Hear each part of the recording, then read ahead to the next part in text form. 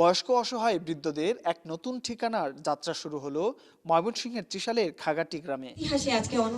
One mission social organisation নামে একটি স্বেচ্ছাসেবী সংগঠনের ব্যানারে চালু হচ্ছে বৃদ্ধাশ্রম, যার অর্থায়ন করছে সিঙ্গাপুরের নাগরিক টনি টে।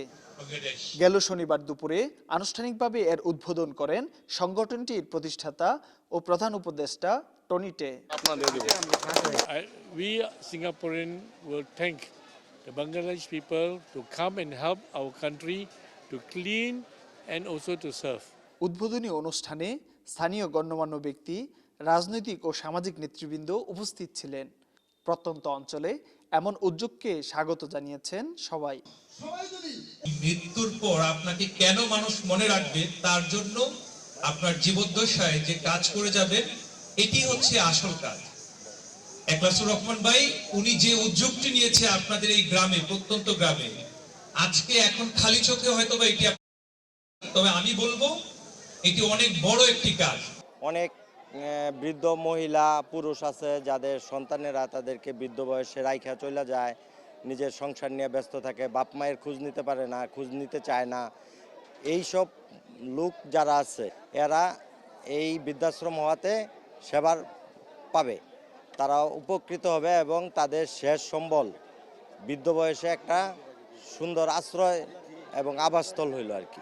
দেশের এলাকা অনেক অসহায় আছে, বৃদ্ধ আছে, অনেকে বাপ মারা খাবারও দিতে চায় না।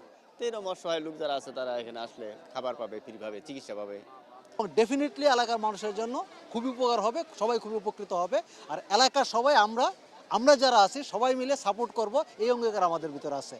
প্রত্যন্ত গ্রামে এমন একটি বৃদ্ধাশ্রম নির্মাণে যার অবদান সবচেয়ে বেশি, তিনি সিঙ্গাপুর প্রবাসী একলাসুর রহমান। তার চেষ্টায় 50 জন বৃদ্ধের থাকা, খাওয়া, চিকিৎসা সহ সব সুবিধা নিয়ে চালু হচ্ছে ওয়ান মিশনের এই বৃদ্ধাশ্রমটি। 50টা বেড অলরেডি রাখছি, 50টা লোক বর্তমানে থাকতে পারবে। শুরুতে 50 জন লোক থাকতে পারবে, তারপরে এটা আরো অনেক বাড়ানো যাবে। প্রাথমিকভাবে এই বৃদ্ধাশ্রমে 50 জন প্রবীণের থাকার ব্যবস্থা থাকলেও ধাপে ধাপে এর পরিসর বাড়ানোর কথা বলছেন সংশ্লিষ্টরা।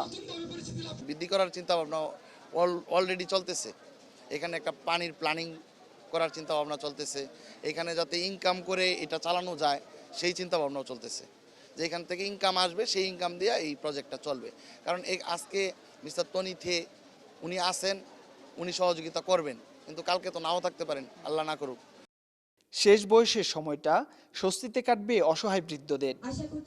এই মানবতার বার্তা ছড়িয়ে পড়ুক সমাজের প্রতিটি স্তরে, এমনটাই চাওয়া উদ্যোক্তাদের।